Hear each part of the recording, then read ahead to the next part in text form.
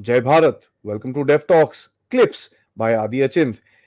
जैसे ही आपने मेरे बड़े चैनल जो डेफ टॉक्स बाय आदि है उसको आपने जिस तरह से सपोर्ट करा, उसी तरह से ये हमारे क्लिप्स के चैनल को, जहां पर आपको छोटे छोटे अपडेट्स, छोटे छोटे शॉर्ट्स और छोटी छोटी कहानियां मिलेंगी, इसी को भी सपोर्ट जरूर कीजिएगा। लाइक का बटन जरूर दबाइए, सब्सक्राइब तो ऑब्वियसली करिए, बेल आइकॉन दबाना बिल्कुल मत भूलिएगा। एंड हाँ जी, प्लीज अपने दोस्तों के साथ, फैमिलीज के साथ ये वीडियोस जरूर शेयर करिएगा। एंजॉय करिए ये क्लिप को। जय Hind. Mr. Tilak will be able to actually dwell into the details and tell us. So, sir, namaskar. Welcome to the show. Always glad to have you. Thank you, Aadi. Thank you for having me again. Always a pleasure to talk to you. Sir, opening, I mean, what do you see happening in Balochistan? It's quite a conundrum for the province itself. Forget Yes. Pakistan for a moment. Yeah, there is a lot happening, some of which is obvious, some of which is not obvious. But let me just go into a little bit of background for you to and for your viewers especially to understand what exactly is happening. You see, ever since the forcible accession of the state of Kalat in March 1948, there have been two basic strands among the Baloch. One are the armed groups. In fact, the first insurgency in Balochistan started off in March 48 itself, when the brother of the Khan of Kalat went into a revolt, went into the hills and fought the Pakistan army for about 2 years. After that, there was a revolt in 58, 62, 73, 77, and then from 2003, it is continuing.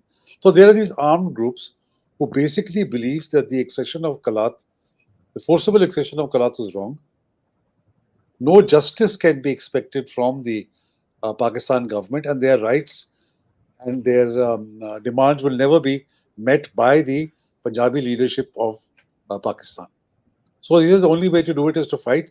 Otherwise, you're going to lose your Baloch identity if you don't resist. So that is one group. The other group are the Baloch politicians who believe that you can still work the system, you can work within the political and democratic system, and assert Baloch rights. Both agree that Baloch rights are in danger, but one group believes that the armed struggle is the only way. The other group believes that the political path is the way to go ahead. Now, into this sort of binary, a third group, which is the civil society, has come to the fore in the last 2-3 months. And this is a very important development because nobody thought that the Baloch civil society could be that strong.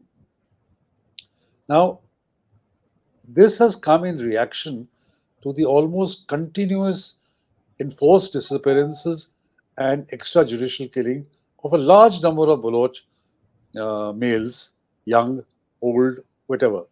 And finally, I think people have decided that enough is enough.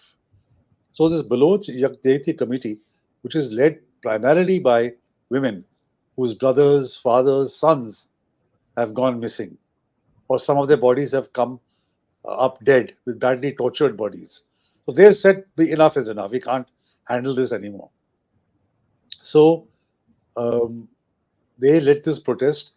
There was one particular incident in in Makran, and then they went to Islamabad. They couldn't to Quetta. They couldn't get justice, and then they came to Islamabad and staged a sit-in at the National Press Clubs. They were treated very brutally. In the middle of winter, they were water was sprayed on them. They weren't allowed to proceed to the and but they stuck it out for 10, 15 days, and ultimately very frustrated because the National Press Club issued them a notice to vacate. So they came back. But this civil society movement has now taken deep roots into Balochistan because it rings a chord in almost every family or group of families or every particular locality where people have gone missing. And the biggest achievement of this group has been that this issue of extrajudicial killings and enforced disappearances, they have brought into the mainstream. The army has all the time wanted that remains hidden in Balochistan itself. Media doesn't cover it. Those who try to cover it become missing themselves. But she has, this Dr. Marang Baloch, who's a young firebrand, he's a medical doctor, but a firebrand leader. And she went as a member of the committee, but she's come back as the real leader of the movement. And they have been able to bring this issue out into the open and public, and they've also caught international attention. Now, this is what is happening in Balochistan. The government and the army is trying to keep a lid on it, but they have not been successful. So now, as a result, there have been protests all over Balochistan. This movement has been supported, and everybody is now coming out and protesting, not just a one off, but staying there for days. So I think her biggest achievement and the biggest change in Balochistan today is that fear has vanished. Mm. Earlier, people were afraid to protest because they felt that they will go missing themselves. But because the women have led the protest, this fear has now gone out of the people, that they have said enough, no more. And as that famous poem of Rabindranath Tagore in Gitanjali, said in a different context, but two lines are really worth quoting, that where the mind is without fear and the head is held high, into that heaven of freedom I've let my country awake. So the mind has now lost fear. Fear has gone out of the mind of the Baloch, civil society. Like it did with the Pashtuns. When Manzoor Pashtun came on the scene, this is what he did. Pashtuns stopped being afraid of Afraid. protesting. Yeah. They were not afraid of picking up the gun anytime for a Pashtun is not a problem. But to protest unarmed and on a civil society basis required a lot of courage. Same thing has happened now in the Baloch civil society. So now the dynamic is that you have three groups of Baloch: the armed faction, the politicians, and the civil society. And what the civil society has demonstrated this long march, very crucially, they've demonstrated that they went to Islamabad to seek a redressal of their grievances, to seek closure. Women, for example, don't know, are they widows or are they still married? It is really tragic, the kind of stories when you hear that. So they went and they gave an opportunity to the government to listen to their grievances, to negotiate, to bring closure to this issue, and to seek justice. Volume thodi kam. The government blew it up. The government blew up the opportunity because instead of seizing the opportunity, they ignored them. They treated them brutally. They insulted the women. So civil society has been pushed to the wall. And as Mehrang Bulut said in her last speech, we cannot expect any justice or anything from Islamabad. Hmm. So what does that mean? That they've been pushed to the wall, and this is what the armed groups have been saying all along, that you cannot expect justice from the government in Islamabad. So civil society, this will be dangerous for Pakistan. That if they now feel that they cannot get justice, where do they go? They will continue to protest, but they are not going to get closure. They're not going to get justice, and this opportunity was blown by the government in Islamabad. Now, elections are going to be held on 8th. So now the Baloch Jakriti committee is asking the people not to vote. So this is going to be a very interesting dynamic because there's a fellow called Jamal Raisani, who is one of the death squad members. He was also there, when this camp of the Baloch Jakriti committee was a National Press Club. So the government, in a very silly propaganda move, asked this guy also to set up their own camp just next to the protest camp of the Baloch Jakriti committee. Now, Jamal Raisani has been given a ticket, you won't believe it, by the PPP, and he is contesting from Quetta. Now, with what face does the PPP have to show that can they talk about Baloch rights? Likewise, the PMLN. Earlier, Mariam, a couple of months ago, she had worn a Baloch dress and hugged a Baloch girl whose parents or father had gone missing.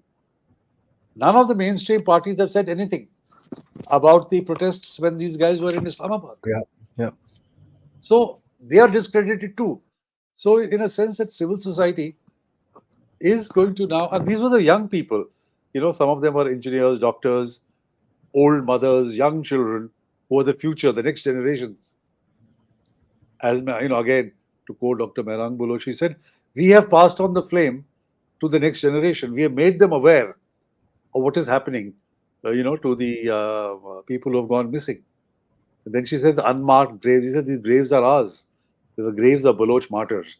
We can never forget them. So, this was, I thought the government has really blown an opportunity to at least listen to the grievances. Badass to nikal dete. But in their arrogance, the army in its arrogance said we don't need to. We can handle these guys. Uh, this is a big mistake, because this is how revolutions take place. This is how change happens.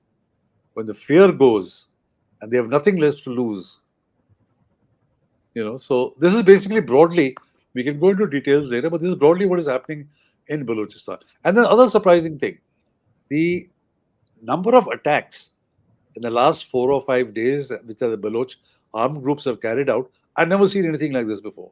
The only time it happened was once in 2005, when a doctor was raped by an army officer in a Sui gas installation.